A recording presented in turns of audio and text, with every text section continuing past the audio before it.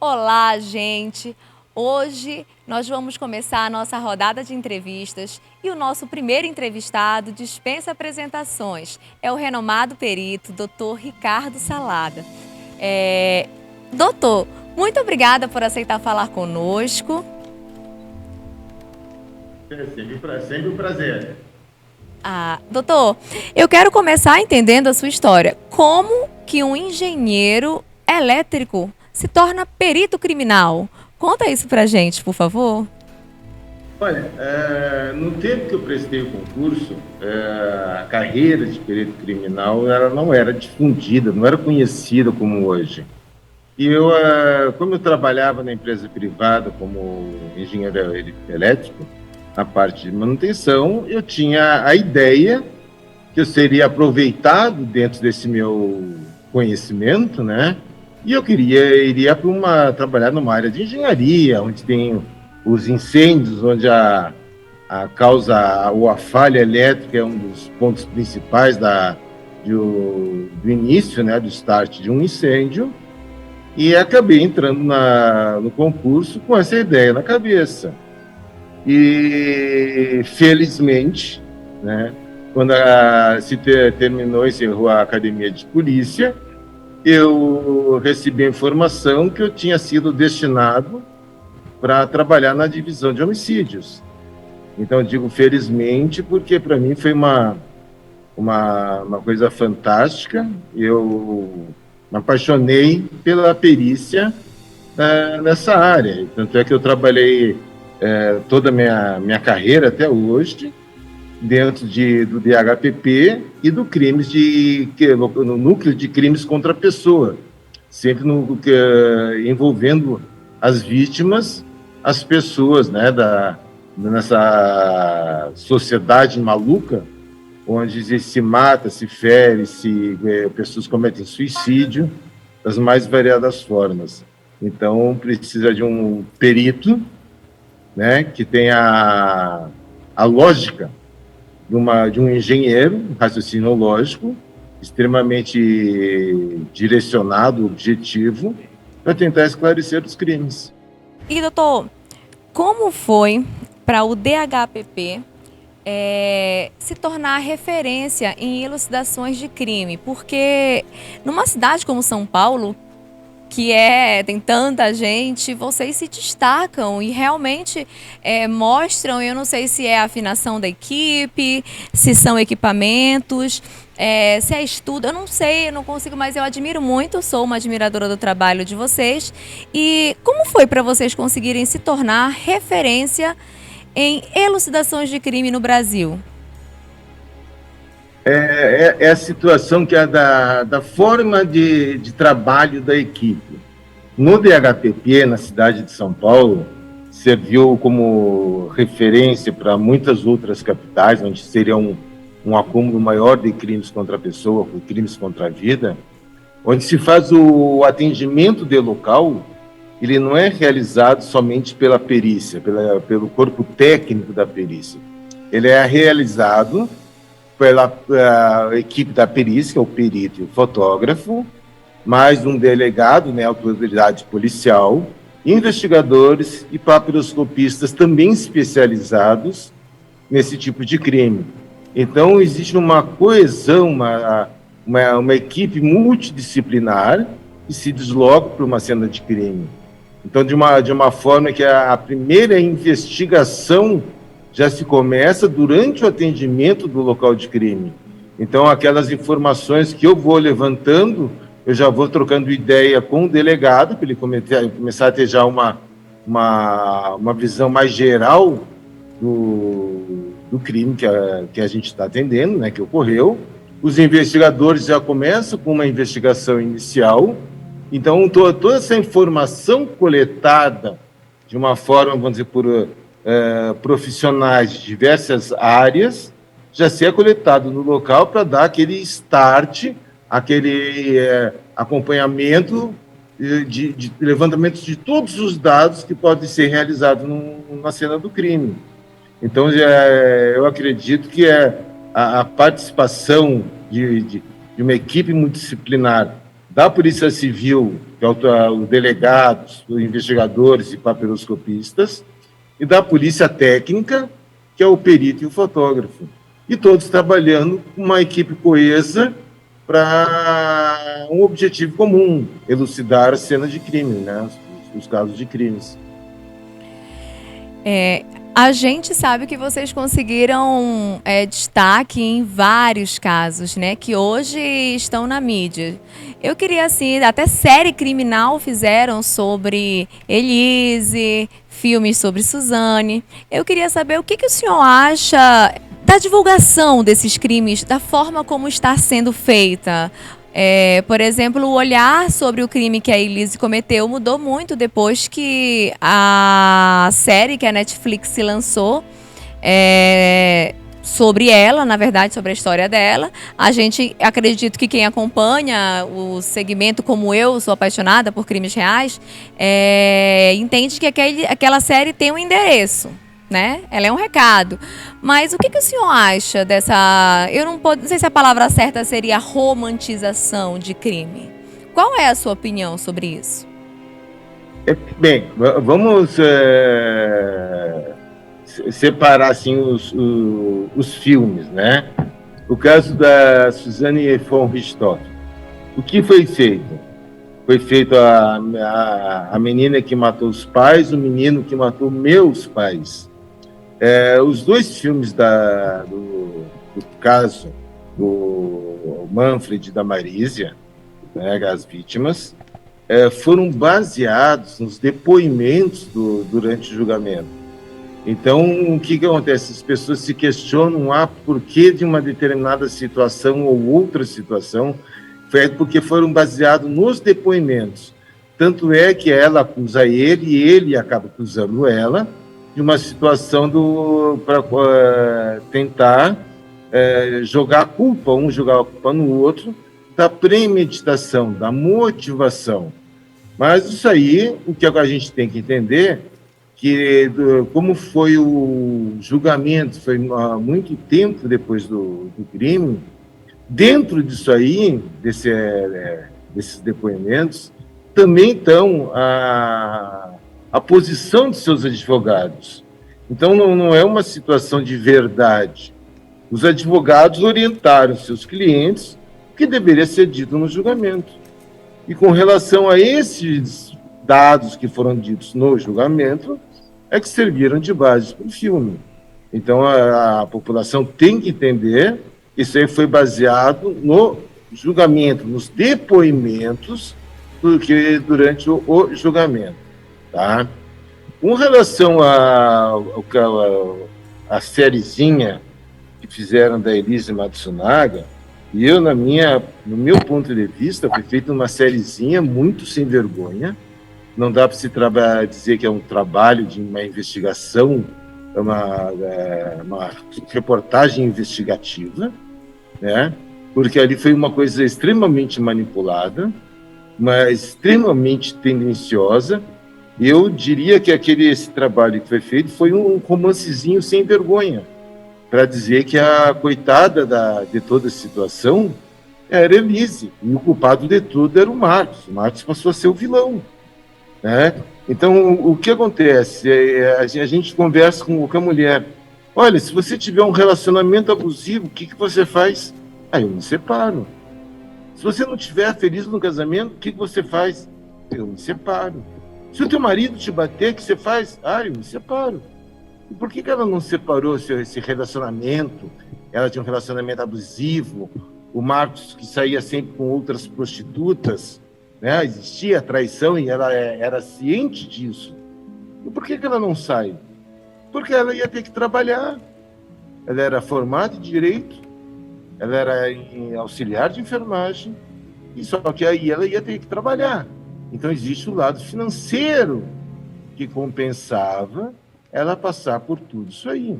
Chegou a um ponto que tinha um lado financeiro, que ela não fala no filmezinho, tá? E tem um lado raiva. Por que a raiva? Porque o que ela praticou com o Marcos anteriormente, ela foi amante do Marcos, ela trabalhava como prostituta, ela começou a receber uma grana grande do Marcos para tirar o site do ar, ser exclusiva dele. Ele acabou separando da mulher e acabou casando com ela. E exatamente o que ela fez estava se repetindo, só que agora ela era mulher dele, era casada. Ele estava sendo força prostituta, ofereceu uma fortuna para essa outra prostituta tirar o site do ar, para ser exclusiva dele. E até como o relacionamento dela com o Marcos estava ruim, o próximo passo seria que ele acabar se separando dela. Então, essa aí é a raiva dela ver a situação dela se repetir, tá? Só que, entre aspas, agora ela seria a vítima, a esposa do Marcos. Tá? Então, foi feito aquele filmezinho sem vergonha, aquela série, tá? Dizendo que ela foi abusada pelo padrasto. 70% dos casos de violência sexual começam dentro de casa, com adolescentes, né? Eu não digo que seja uma coisa fácil, é uma coisa extremamente dolorosa, tá? Mas que as mulheres, via de regra, superam. Numa pós-adolescência, o início de trabalho é uma vida difícil para todo mundo. Ela, por opção, escolheu como ter renda, tá? Como o trabalho dela, ela escolheu a prostituição, nada contra, porque o pessoal fala que às vezes a gente comenta como se tivesse alguma coisa contra, nada contra. Só que é uma profissão, né? Que tem uma rentabilidade melhor, mais rápida, tá? Foi uma opção dela. Nada contra a profissão, mas foi uma opção dela. Então não me venha dizer que a vida dela foi difícil, que eu digo que tem pessoas que têm a adolescência, o jovem adulto e até muito mais tempo, uma vida muito difícil, talvez muito mais difícil com o que ela passou, não comete esse tipo de crime bárbaro. Porque esse crime bárbaro que ela cometeu, existe uma ausência de sentimento, você picotar o teu marido, o pai do teu filho, tem que ser uma pessoa que tenha um desvio, né? Eu acho que deveria passar também por uma avaliação psicológica, para ver a que nível que é esse desvio. Agora, nós temos que entender que eu acredito que seja o objetivo dessa série, desse romance, dela conseguir ter a vida dela depois. Então, eu acho que a gente tem que aceitar, são as nossas leis.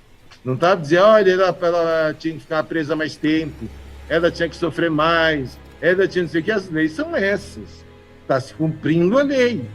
Então, se ela pagou o que ela devia, dentro das nossas leis, devia para a sociedade pelo crime, ela tem o direito de ter a vida dela. Ela já pagou a coisa errada que fez. Então, acho que a gente também tem que respeitar esse lado das nossas leis.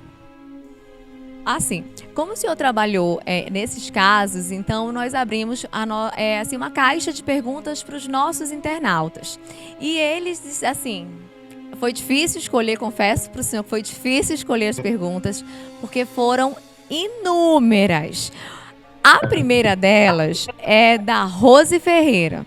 Ela mandou para a gente perguntando se na perícia, no período que vocês estavam periciando o apartamento, no corredor, porque ela matou ele com um tiro, provavelmente sangrou. Se ela, ao arrastar na reconstituição, como aparece, né, que hoje em dia tem na internet, não ficou, quando vocês jogaram luminol, não apareceu os rastros para onde ela estava levando o corpo?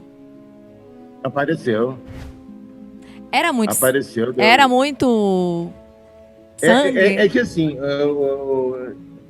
o resíduo de sangue é de acordo com o suporte, né, com o local onde ele se encontra, tá? No corredor onde ela executou ele, o piso é de granito, né? O granito é uma pedra, ela é polida, ela não é porosa, então você tem uma facilidade de limpeza. Ou seja, tá? não dá para ficar livre do luminol. Não, é difícil, é difícil. E depois, no arrastamento que ela teve, ela executou do ponto onde ela executou o Marcos, até o dormitório de hóspedes tinha vestígio de sangue, tinha vestígio de arrastamento. Embora tenha sido limpo, vamos dizer, a madeira é extremamente porosa e você não consegue limpar, não adianta. Tá? Então, vamos dizer, foi aplicado luminol, se vê claramente a presença dos resíduos, né, de sangue, e até no quarto, acho que durante a secção que ela praticou no corpo do Marcos, deve ter respingado uma gota na parede, apliquei o luminol na parede, a reação ficou tão evidente que dava para ver até o movimento de limpeza da parede. O movimento de algum pano que ela passou de uma forma circular, né? Então ela passando a forma circular, então dava para ver até isso aí, dava para ver na reação do luminol. Que bacana. Eu fico assim, falo bacana no sentido da investigação, né? Não do crime em Sim, si. sim. Então, assim, a Esté Matos mandou pra gente uma pergunta, se quando ela estava, eu não sei nem como falar, doutor, pra não ser grosseira, mas não existe outra palavra, cortando ele, ela parava e amamentava a filha. Isso é verídico ou é um mito? Não. Em nenhum momento ela deu a entender que ela parava de cometer o crime para amamentar a filha. Em nenhum momento foi colocada essa situação. Então, acho que isso aí até porque, segundo a reprodução simulada, a babá é um apartamento muito grande. Vocês imaginam, assim, em São Paulo, num bairro bom, um prédio de classe média alta, eram duas torres, e o Marcos havia comprado, eram 2 apartamentos por andar, ele comprou as 2 coberturas, reformou e fez uma só.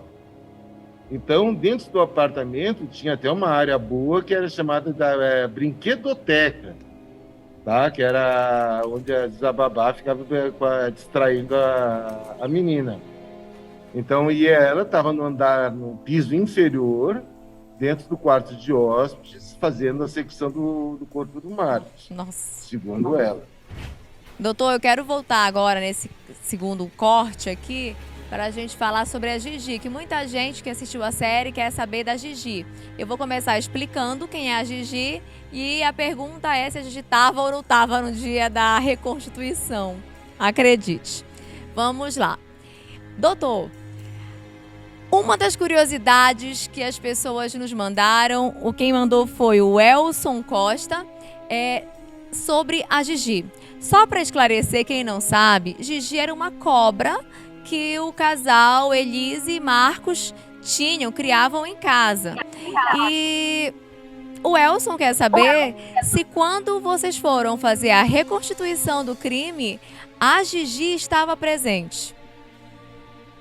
Não. Não se encontrava, a Gigi não se encontrava no apartamento. Né? A gente andei pelo apartamento inteiro e, infelizmente, não pude conhecer a Gigi. Ai, doutor, que horror! Eu ia morrer se eu visse a Gigi. Acho muito tenso, eu tenho pavor. Não. Não queria encontrar a Gigi, não faço a menor questão de conhecê-la. Falando em reconstituição, os internautas também mandaram perguntas sobre o caso da Suzane, né? Que até hoje é um caso assim que é emblemático. Suzane, a Isabela Nardoni, mas a Suzane, como o senhor trabalhou, participou, né, da reconstituição, eu queria que o senhor me contasse como foi que o senhor entrou nesse caso da Suzane. Essa é a situação. Uns dizem que é azar, eu acho que é sorte. Né? A gente tem uma escala de plantão. O que acontece? Vamos dizer, dentro daquela escala, o que acontecer dentro do nosso período de plantão, nós vamos fazer o atendimento. Não é assim que eu escolhi para atender o local. Eu estava, vamos dizer, nesse dia, eu estava 24 horas de plantão, quando foi comunicado para a delegada do local, eram 6h30 da manhã, e eu estava num bairro distante aqui em São Paulo, em torno de 40 quilômetros do centro da capital, atendendo um outro local. E nós fomos informados, chegamos na casa do Manfred, de Marísia, às 7h30 da manhã. Né? O nosso plantão estaria terminando, teoricamente, às 8 horas da manhã. Né? Mas chegamos lá às 7h30 e eu saí da casa, eram 5 horas da tarde, e fui embora para casa depois, 8, 9 horas da noite, porque ainda tinha muita coisa para fazer, as pessoas queriam maiores informações, que não foi possível passar em função do atendimento. Mas tem pessoas que acham que isso é azar, pegar uns casos assim de maior repercussão. Eu acho que é sorte, porque é um prazer você poder trabalhar num caso onde você tenha muitos vestígios para ser analisado, que você vai usar o teu intelecto, a tua experiência, para levantamento dos indícios e análise deles. Então, eu acho que isso aí é uma coisa que, para mim, é muito prazerosa. O Hugo de Leon mandou uma pergunta para a gente sobre como ela se comportou ao longo da reconstituição do caso. Como foi o comportamento dela? Por que eu acredito que ele tenha chegado a essa pergunta? Penso que tudo que se fala sobre Suzane dizem que ela é muito sedutora, que ela é envolvente, manipuladora, e o senhor esteve frente a frente, né, com ela na reconstituição. Aí eu queria que o senhor contasse pra gente como foi que ela se comportou e se ela realmente tem esse poder de manipulação. Olha, o poder de manipulação, de sedução dela é algo assim, eu diria que quase que assustador. Esse poder dela é tão grande, tão elevado, que eu conheci um psicólogo que foi realizar uma das avaliações que foram realizadas com ela, e ele não foi sozinho, ele levou uma outra psicóloga junto, né? Porque a pessoa acaba atendendo a ideia dela sem perceber. Então ele levou uma outra psicóloga, uma outra profissional, para fazer uma entrevista com ela, para fazer uma avaliação dela, e para não ser envolvido com ela. Não ser envolvido, não, seduzido por ela. Tá? Na reconstituição ou na reprodução simulada, ela não teve como demonstrar essa faceta dela, porque se existia ali um grupo de pessoas, eram vários peritos, vários delegados, tinha um promotor de justiça, fotógrafo, pessoas desenhistas, então uma equipe muito grande que acompanha os trabalhos. Então, não tem como uma pessoa, dentro dessa situação, ela querer, vamos dizer, coordenar as ideias de todo esse grupo. Seria uma coisa praticamente impossível que uma pessoa conseguisse, vamos dizer, seduzir um grupo tão grande de uma única maneira, em um único momento, né? Então, isso aí realmente não aconteceu. O que se observava era uma indiferença total dela com relação ao ato praticado. Ela parecia que a situação não era com ela estava lá simplesmente cumprindo um papel de dar algumas informações, e com uma total indiferença com relação a se o pai morreu, matou o pai, planejou a morte dos pais, vai ser presa, não vai ser presa, parecia ela transmitir uma uma indiferença, ela não estava preocupada com isso. Então, com relação ao crime, ela demonstrava uma indiferença total. Ela parece que simplesmente estava contando uma história para a gente ficar sabendo, como se isso aí não tivesse, vamos dizer, nenhum envolvimento, nenhuma causa maior, nada. Como se a gente conta assim, olha, eu fui num parque e eu olhei, as pessoas foram andar de carrossel, e eu parei aqui para olhar, aí eu fui lá comprar um refrigerante, uma pipoca, mais ou menos isso. Essa sensação que se tem, vamos dizer, que ela transmitia como se ela não tivesse feito nada de errado. Simplesmente ela colaborou com as posições, mas de uma forma assim quase que atônica, né? Quase que não tinha uma emoção, tá? De Entendo. repente voltar na casa onde ela matou os pais, onde ela planejou com o Daniel, estava com o Christian junto. Então, como se isso aí tudo não pesasse dentro da consciência dela. Ela só se ficou de uma certa forma acuada, né? Não pelo fato, né, que ela cometeu, pelo crime que ela cometeu, mas pela quantidade de pessoas que envolve dentro de uma reconstituição, uma reprodução simulada desse tamanho, né? Dessa característica, desse tipo de crime. Então era muita gente, então acabou ela ficando mais ainda introvertida, sem uma participação, vamos dizer assim, maior nas cenas que ela estava, mas ela estava sempre indiferente a tudo, No, né? Como se no início da nossa conversa, o senhor falou para mim que os filmes que fizeram, né, a menina que matou os pais e o menino que matou os meus pais, o senhor fala que é uma guerra de narrativas de advogados. Na reconstituição, o que tem de verossímil nos filmes que realmente aconteceu na reconstituição? é assim, os filmes eles retratam o momento antes do crime, que foi o planejamento do crime, tá? Na reprodução simulada, na reconstituição, a gente se baseia mais no sentido a participação e envolvimento de cada pessoa na cena do crime, que nos filmes não foi abordado. Quer dizer, para a efetiva execução. Então, a gente consegue ver ali o planejamento. Tipo, claro, tem os erros primários, as preocupações tão primárias, que ela teve preocupação de usar luvas de procedimento para ela não deixar a impressão digital dela, nem do Daniel, na casa onde ela morava e onde ele passou mais de um mês morando. Então você vê que tiveram uma preocupação ridícula, né, absurda, deles usarem meias de nylon para não deixar pelos na casa.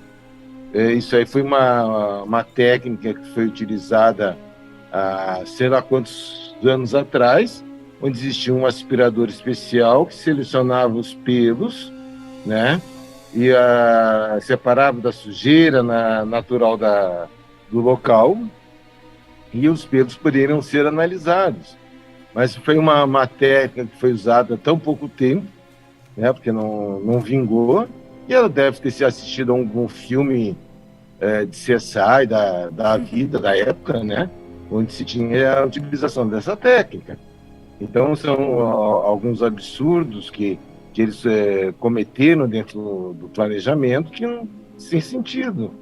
E a gente vê a participação dela, que ela teve essa preocupação das luvas, das minhas de nylon, da troca das vestes após a execução dos pais dela. Então, isso aí seria tudo, vamos dizer, uma pessoa que ela teve informação, provavelmente algum tipo de TV paga da época, que eu acredito que a a família dela teria mais condições de ter esse acesso do que a família dos Cravinhos. Seria uma família, na época, de uma condição bem mais simples que a dela. Então, e assim foi indo, muitos fatos grosseiros dentro desse planejamento que ela fez, né? Mas e cada vez que eles planejaram alguma coisa, era mais um vestígio que era deixado indicando que seria alguém realmente da casa, né? E não seriam, então, vamos botar assim, realmente ladrões, né? Que teriam cometido o crime de latrocínio. Mas assim, nós sabemos que o senhor tem um longo histórico, né? Uma carreira linda. A Wanda Marques, nossa internauta, ela está perguntando, ao longo da sua carreira, qual foi o crime que mais lhe chocou? Eu não sei se foi no início, se foi no final, se foi agora, mas assim, depois de bastante experiência. Mas qual foi o crime assim que o senhor ficou tocado, que chocou o senhor? Porque como o senhor lidar com isso todos os dias, eu não sei se acaba de alguma maneira mudando, a gente vai ficando mais calejado.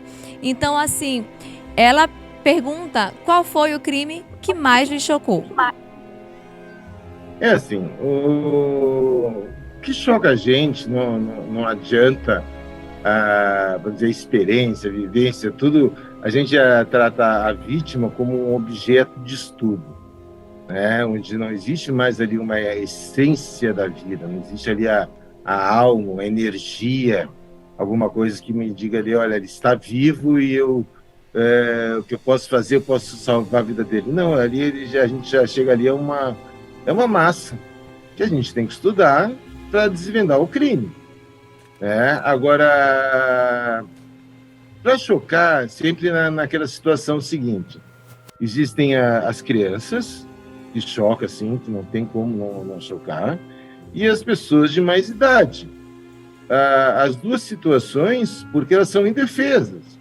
Elas não têm mais condições de se defenderem. Uma não chegou ainda à condição, a criança, e o idoso já não tem mais a condição, aquela habilidade, aquela consciência, aquela condição de se defender. Aí a gente pensa ainda mais adiante. O idoso, pelo menos, viveu. Ele curtiu, bem ou mal, sofreu, passou, mas ele sobreviveu e teve a sua vida, então ele viveu a vida dele.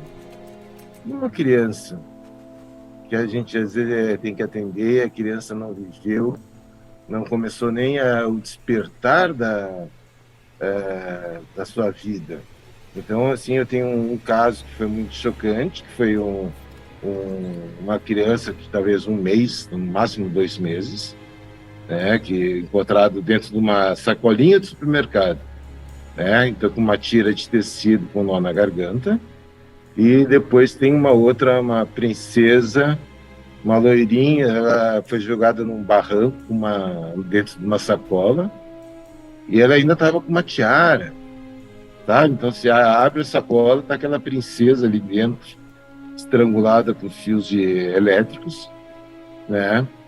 E realmente aí não tem quem não fique abalado emocionalmente, né, diante de uma situação dessas. Eu acho que é impossível, né, a gente sair derrubado desse tipo de local. Eu concordo com o senhor, eu nem sei como lidar. Eu não sei o que faria. Eu acho que eu ia chorar, eu tentar ajudar sempre de alguma forma. Doutor, eu vou tratar com o senhor agora de um caso local que causa muito interesse, curiosidade. É de um professor que ele desapareceu no período de 39 dias e depois o corpo foi encontrado numa região muito movimentada da cidade. As irmãs dele mandaram algumas perguntas pra gente. Olá, doutor Ricardo, me chamo Josiane Marques Bahia, sou irmã do professor e advogado José Marques Bahia, que desapareceu na noite do dia 25 de agosto de 2022 e teve o corpo encontrado dia 3 de outubro do mesmo ano. A pergunta que eu faço é a seguinte: é possível um corpo de um ser humano, um cadáver, ficar exposto por 39 dias no ambiente, sol, chuva, e permanecer na mesma condição física daquele corpo, o qual foi nos apresentado nas imagens? É possível isso? Desde já eu agradeço. O que acontece? As pessoas têm o hábito, né? Não um hábito, mas é uma coisa que é correta, né? De buscar informações em livros, tá? É onde a gente pode se basear tecnicamente para se ter um resultado mais confiável, né? Porque, vamos dizer, hoje a gente procura, às vezes, alguma coisa na internet, a gente já não sabe mais o que é fake, o que não é, qual é a informação mais precisa em cima de toda essa situação. Existe um estudo que é chamado cronotanatologia. Então, isso aí significa o estudo do tempo dos fenômenos de morte, né? O que acontece no corpo humano. Existem padrões. Esses padrões é o que a gente vai encontrar nos livros. Mas esses padrões, às vezes, eles fogem em muito dentro da parte prática, da parte real, tá? No caso de vocês, onde o clima é muito mais quente do que em outros lugares, aí vocês podem ter uma resposta totalmente diferente daquilo que são encontrados nos livros. Então, deveriam ser realizados os livros com estudos em diversos tipos de clima. O que acontece, vamos dizer, e fora isso ainda tem as exceções. Das fotos que eu vi do Josué, para você ver assim, quando ele foi localizado, a pele dele, apesar de estar com seus 30 dias, mais ou menos, né, de morte, a pele dele está intacta. Porque o que acontece? Devido ao calor da região de vocês, muitas vezes, vamos dizer, se a pessoa ficou num lugar que está batendo mais sol, a época de mais sol, a época de mais calor, menos chuva, tá? A pele ela pode desidratar de uma forma tão violenta que ela courifica, ela fica tipo um couro, ela perde a textura de pele, ela fica como se fosse um couro. Então, toda essa cronotanatologia que é dada pela literatura existente, de nada serve, porque as características do clima de vocês são características muito extremas e foge desses estudos que existem na prática. Eu já peguei um caso uma vez de uma senhora, ela estava morta entre 3 e 4 dias, seria assim no meio meio que no início, mas já numa fase intensa da fase gasosa. Então, essa fase gasosa é aquela fase que a pessoa fede demais os gases, sabe? E o filho dela, né? Isso aí, quando a gente foi acionado, a gente já me preparando para encontrar a pior situação possível, né? Com 3, 4 dias dentro de casa, era para estar num estado insuportável o cheiro. E aí depois a gente descobriu que o filho dela morava na casa e não sentiu nada, tá? Ele acreditava que a mãe tinha saído com o seu Amásio. E o Amásio, o que aconteceu? Ele foi embaixo da cama e a mãe estava enrolada num tapete embaixo da cama do quarto dela. E aí eu fui atender isso e eu não acreditei, porque eu não estava cheirando, não estava inchado, já estava no momento de flacidez novamente, porque o corpo, quando a gente morre, ele é flácido, ele fica duro, enrijece a musculatura e depois ele fica flexível de novo, tá? E o corpo já estava nessa fase já de flexível e não tinha inchaço, não tinha cheiro, não tinha nada. Então, vamos dizer, são situações que a gente começa, pô, mas como isso aí acontece? Existem exceções, às vezes você vai ver a idade da pessoa, se a pessoa tem maior camada de gordura, se a pessoa toma algum tipo de medicação, se a gente tem vários fatores que ele vai modificar completamente a dita cronotanatologia, que é o estudo dos fenômenos da morte. Então, aquilo que existe, que é o estudado pelos livros que são aceitos, existem casos que fogem totalmente às condições, vamos dizer assim, ditas naturais. Eu, uma vez, teve uma perita, fiz um congresso, e ela queria saber o tipo de lesão, essa perita também era da região norte, né? E a pele da vítima era couro, coisa que a gente aqui em São Paulo, isso aí não existe. Eu acredito, eu nunca vi um livro que tratasse desse tipo de situação da vítima ser a pele ficar courificada, né? Então, os órgãos, em vez de ter aquele inchaço, eles secavam pelo calor. Então, não dá para fazer em alguns casos, o pessoal faz um estudo de tempo de morte, né, para um prazo recente, da queda de temperatura do corpo. Num lugar desses, esse estudo aí praticamente não é a queda de temperatura, se for durante o dia, é a elevação de temperatura. E faz mais do que 37 graus, quer dizer, o corpo não esfria, ele esquenta. Então, todo aquele estudo que foi feito para resfriamento do corpo, você joga no lixo, tá? Aí você tem a parte da entomologia forense, né, dos insetos. Se você vai pegar alguns tipos de insetos que seriam achados aqui, vamos dizer, na região de São Paulo, aí vocês vão achar outros tipos de insetos. Tem que fazer um outro estudo com os insetos da região para se determinar parâmetros de tempo de morte.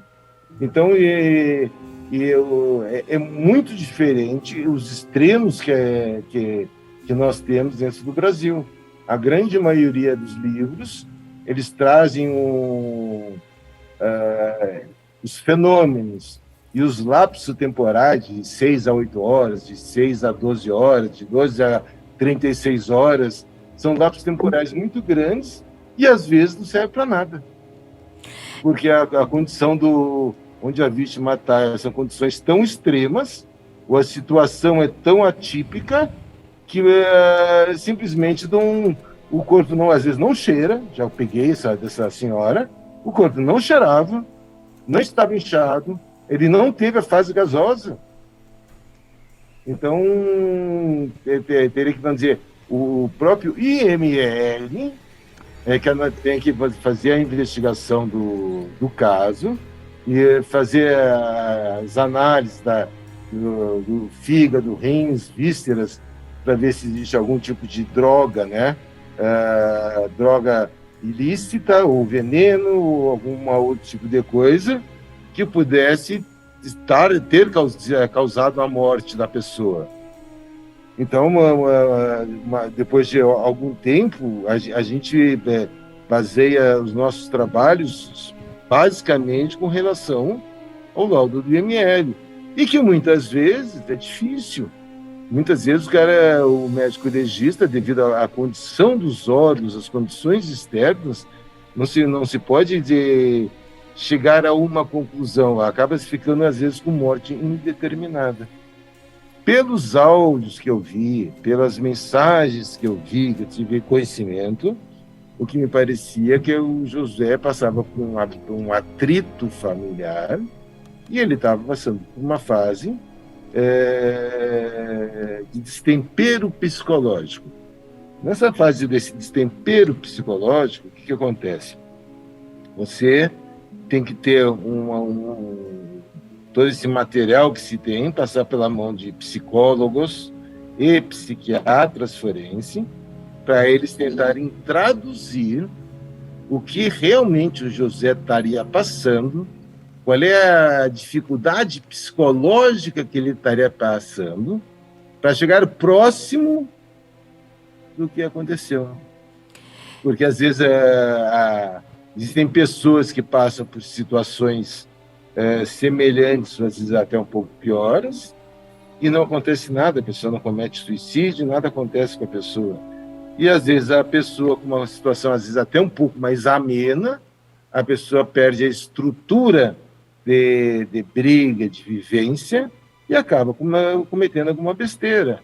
Então, realmente, são casos, às vezes, difícil de se analisar, tá? E talvez mais difícil ainda de chegar a uma conclusão com muita convicção. Você sempre tem aquele assim, olha, pode ser isso, pode ser aquilo. Talvez isso tenha contribuído para que acontecesse, né? Então é muito pode, muito talvez, mas na situação, às vezes, de bater o martelo, às vezes fica difícil. Então, eu sei que existe a ansiedade das pessoas, a ansiedade principalmente dos familiares, mas eu acredito que não é pela falta de vontade, pelo desleixo dos profissionais envolvidos, mas sim porque determinadas situações ficam, vamos dizer, bastante complicado para alguém chegar e bater martelo com uma precisão firme, total, de uma situação com a vítima morta há tanto tempo, sem nenhum vestígio de violência. Eu acho que fica difícil. Eu encaminhei para o senhor, doutor, uma pergunta de uma das irmãs dele, a Josiane Bahia. Nós vamos ter que ir para o terceiro bloco e nós retornamos com a resposta do que o senhor entendeu e que o senhor puder responder para ela. Lembrando que é uma família que está desesperada e lutada e que só querem respostas. Aí nós vamos cortar, eu já vou lhe mandar o link e a gente volta para o terceiro bloco. Aí nós vamos ter mais 2 perguntas e vamos encaminhar para o final, que é uma pergunta de uma pessoa que quer ser perita criminal. Olá, doutor Ricardo, tudo bem? Eu me chamo Marisete Marques Bahia, eu sou irmã do professor Josué Marques Bahia. Então, eu acredito que o senhor já deve ter acesso, né, às informações, às imagens, né, do caso do meu irmão, do nosso irmão. E são trilhões de perguntas, doutor. Muitas coisas, porque a família não teve acesso a nada, não teve acesso ao reconhecimento do corpo, né? Não tivemos, não pudemos, nos impediram de reconhecer o corpo. Então, aí você imagina como é que está a cabeça da família. São trilhões de perguntas, trilhões de dúvidas, né? De dúvidas. Uma delas, doutor, é que quando eu olho para essas imagens que foi nos repassada, né, do estado cadavérico, né, eu olho para os dentes. Os dentes me chamam muita atenção, porque são os dentes tão avantajados, tão branquinhos e tão alinhados. Sendo que o meu irmão em vida, ele não tinha os dentes nem tão branquinhos e nem tão alinhados. Eu gostaria de saber com o senhor, com o seu profissionalismo, se é possível, doutor, ter essa mudança assim, com 39 dias, tão grotesca, com o dente ficar assim, tão branquinho e tão alinhado, tá? Desde já, agradecida, viu, pela participação do senhor com a gente, tá bom? Assim, ambas, né, a Josiane e a Marisete, da parte da Marisete é o seguinte, que é o que junto com a Josiane, com relação à conservação do corpo, né, tanto tempo e aquela conservação. É aquilo que eu estava explicando anteriormente, ali, pelo menos nas imagens que eu tive acesso, me dá o seguinte, que a pessoa ali, ela pelo calor intenso que faz aí na região de vocês, a pele dela me parece estar courificada e o corpo me aparenta estar desidratado, extremamente desidratado, que é uma condição particular da região, pelo calor que vocês têm aí na região de vocês. Entende? Então, é uma coisa que tem que ser analisada para a região de vocês. Então, pode acontecer, não vamos dizer assim que todo mundo que morrer, então, tem que passar por esse processo. Não. Isso aí vai depender de alguns fatores, até pela vítima, pela incidência, talvez, do sol nos primeiros dias, para não que seja exalado, e sim uma desidratação do corpo da vítima, tá? Para que continue uma decomposição diferenciada. Então, a gente não... É aquela situação. Pode acontecer? Pode. Vai acontecer com todo mundo da região de vocês? Eu acho assim, dificilmente. Mas não é uma coisa que diz assim, olha, aconteceu com ele, não acontece com mais ninguém.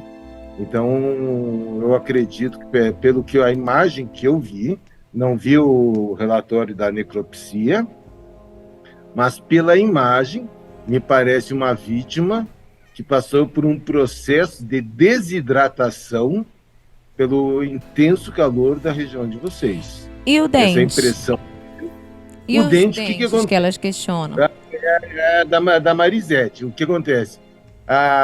Pela desidratação, existe uma projeção, né? Que você pega os lábios desidratados, eles encolhem. Então, parece que a projeção dos dentes fica maior, tá? Então, assim, que você tá vendo mais os dentes por causa que houve a desidratação.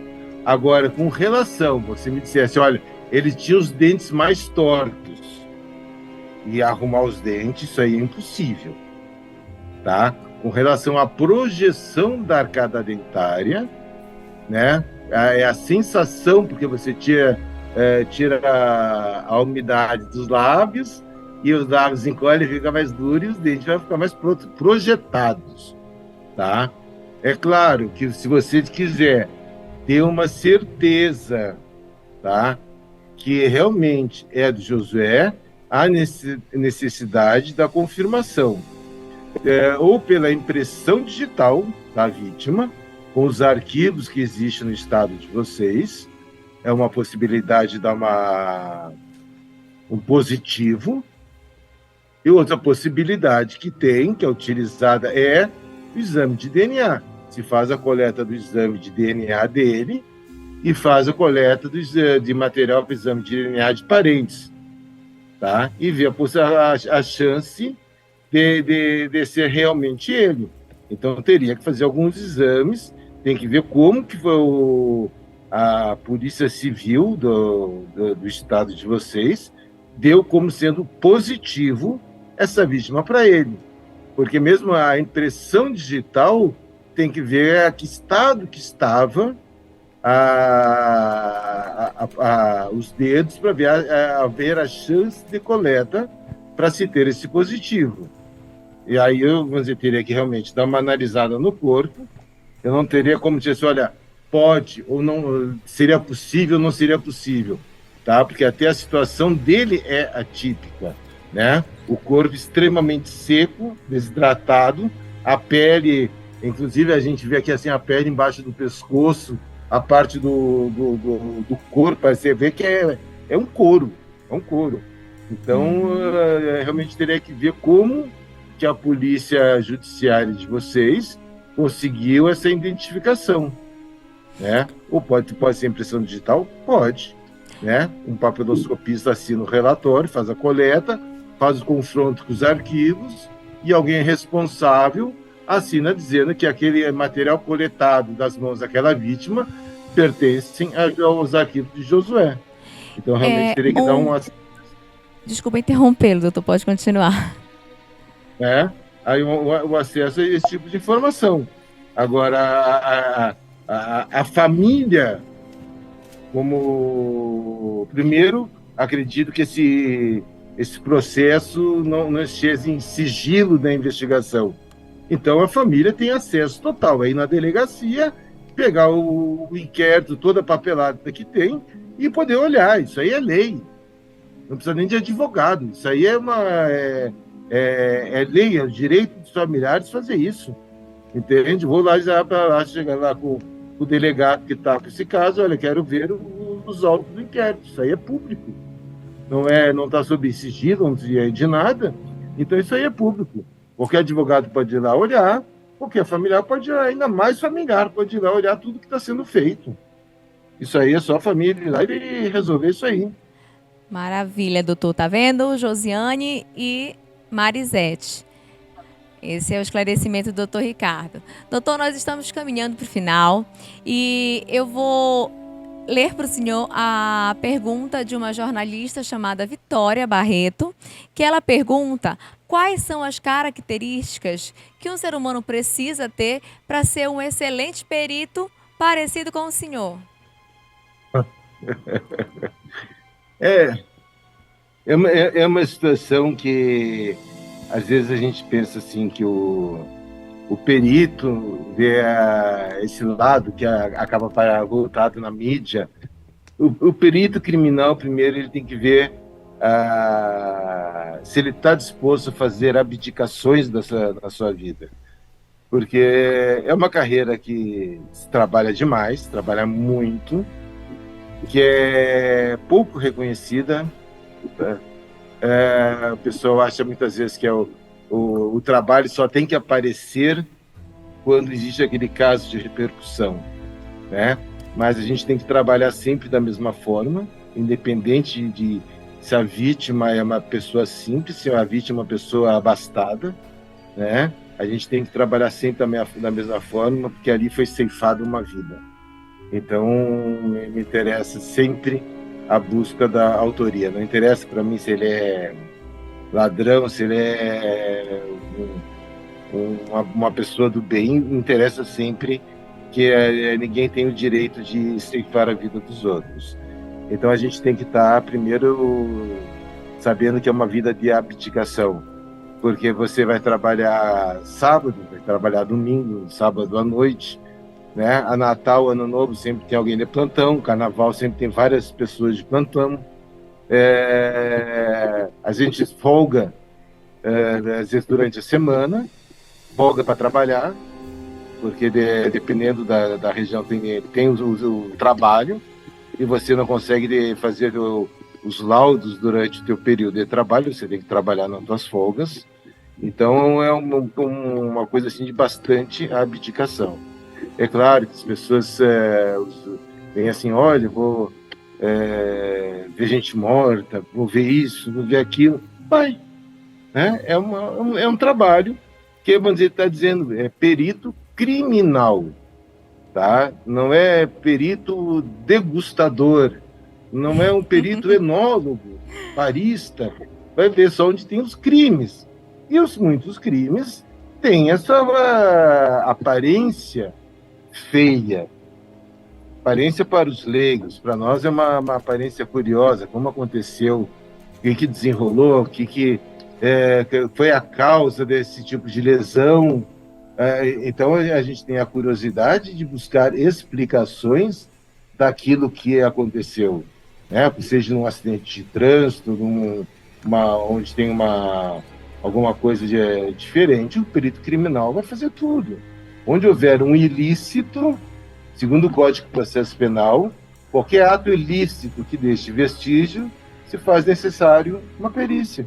Então, às vezes vai fazer perícias de besteira, às vezes vai ter uma porta arrombada, mas às vezes você vai pegar os casos, para mim, que é algo interessante, que eu acho legal, né? De um latrocínio, coisa, sabe, um monte de coisa bagunçada. Vamos ver onde eu vou conseguir levantar os dados, vamos ver o que aconteceu, vamos tentar formar a dinâmica desse fato, olha esses vestígios de sangue. Então, é onde eu acho interessante, onde realmente se faz necessidade de um perito, e um perito que quer fazer bem o seu trabalho, né? Então, a pessoa tem que estar disposta a uma abdicação, a tua vida muda. Por exemplo, se eu gostasse, eu não gosto, mas se eu gostasse de funk, eu jamais poderia ir num baile funk, porque policial não é bem visto, ou me matar nos bailes funk, né? Então, para quem gosta de algumas coisas, alguns tipos de festa, não vai poder ir, porque é polícia, né? Vai correr risco. Aí vai ter muita coisa que tem que deixar de fazer, tem muita coisa que eu digo assim que você vai receber ligações, ninguém vai te ligar para pedir para você ir no churrasco, né? As pessoas te ligam porque aconteceu um crime, precisa de liberar mais rápido, tem um parente que morreu, que está no IML, o IML está enrolando, ou se quer saber de algum inquérito policial que aconteceu, se algum BO de alguém que não pagou as contas, sei lá, sempre alguma coisa relativa ao que você pode ajudar os outros. Então, a gente, dentro do possível, a gente ajuda, mas a vida da gente muda. Entende? Dos objetivos, da forma de você ver. Vamos dizer, aqui em São Paulo, vamos dizer, a condição de aprendizado, você está numa casa lá no Morumbi maravilhosa, daqui a pouco você vai por uma comunidade onde a casa não tem janela. Entende? Só tem uma porta com corrente com cadeado. Por causa se tiver janela, alguém invade. Então a gente aprende que a gente trabalha para a sociedade e trabalha realmente, mas com o coração, com a vontade de fazer o melhor possível, com as melhores técnicas que a gente tem disponível, tá? Para se identificar a autoria dos crimes, né? Então eu acho que isso aí é uma coisa que acaba entrando no sangue da gente.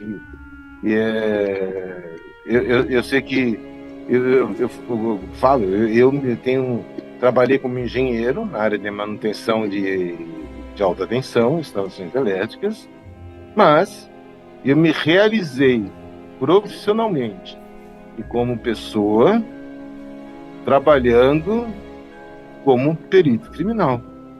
Então, eu posso dizer que eu sou um privilegiado de trabalhar 30 anos numa coisa que eu sinto tanto prazer em fazer. Eu sempre, quando eu estava na linha, eu chegava perto das férias, me dava uma ansiedade tremenda, que eu já não conseguia dormir, porque eu ia voltar a trabalhar, que eu não aguentava mais, que eu queria voltar a trabalhar. Então, era um prazer muito grande. E a ansiedade de poder estar na rua fazendo aquilo que a gente gosta, né? Então é uma coisa maravilhosa. Então o que eu digo assim, a pessoa que quer ser perita, primeiro tem que saber que é uma vida de abdicação. A gente tem que saber, né, não pode pensar que isso aí esse folclore da gente fazendo podcast, live, entrevistas. Isso aí são exceções. A vida é corrida, a gente trabalha muito, trabalha com a desgraça alheia, né? E tem que fazer o melhor trabalho possível. E para quem quer ser perito, veja o último edital do estado que quer fazer concurso, veja os cursos de nível superior aceitos, não entre nessa história de faça cursinho de criminalística que vai ser perito criminal. Não. Isso não existe. Por lei federal, perito é uma carreira de curso superior. E cada estado tem os seus cursos superiores que são aceitos para a carreira. Pelo menos até hoje, nenhum outro curso desse de criminologia, de perícia, são aceitos. Pode ser que amanhã mude, até hoje não. Né? E estude muito, muito, muito, muito. Te prepara, estuda, porque o estudo não é só para entrar na carreira, o estudo é para se você manter atualizado, para poder trocar ideia com os colegas. Então é um estudo que vai ser constante. Então já começa estudando muito para conseguir fazer o concurso e ser aprovado. Doutor, muito obrigada por ter ficado esse tempo conosco, compartilhado conosco um pouco do seu conhecimento. Para a gente que é aqui do Norte, é muito difícil ter acesso a pessoas tão renomadas, tão procuradas e tão conhecidas quanto o senhor. Então, assim, eu acredito que em nome da nossa sociedade macapaense, eu lhe agradeço muito, lhe dou muito obrigada, porque é muito bom a gente saber do que realmente está acontecendo e principalmente das particularidades da nossa realidade, do nosso estado, do nosso clima, e que a gente não pode generalizar a perícia de uma maneira como um todo. Eu acredito que até os próprios profissionais daqui ficarão felizes em assistir, Porque a gente entra hoje no Google e o Google, ele é médico, ele é perito, ele acaba nos entregando tudo, não é mesmo? Mas fica o nosso muito obrigada. Eu espero que esse seja o primeiro de muitos outros encontros que nós possamos ter para debater outros temas, para conversar sobre outras coisas. E de coração, o nosso muito obrigada. Eu que também agradeço vocês aí pela oportunidade, né, de levar um pouco da vida do perito, do conhecimento do perito, e estamos aí à disposição para eventos futuros, para a gente bater mais um papo, para poder assim, transmitir um pouco da experiência do dia a dia da gente aí para vocês. Vamos ter sim, doutor. Muito obrigada e até logo. Eu não vou lhe dar um tchau, mas eu vou lhe dar um até logo.